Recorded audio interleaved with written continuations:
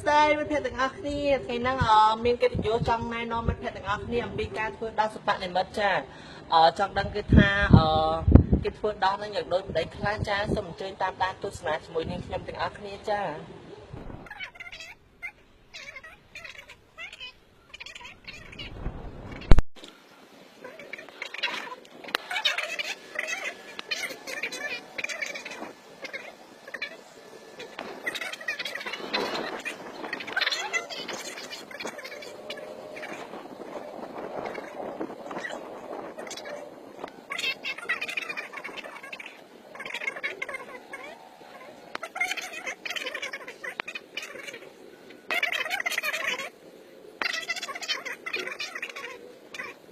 ហើយបន្ទាប់ពីបានទស្សនា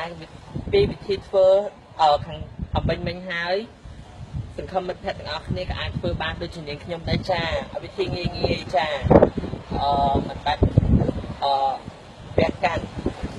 ញ៉ាំជូនដល់បងប្អូនភេទទី3ណាដែលចង់បានសណ្ដាប់ធំដូចនាងខ្ញុំផងចា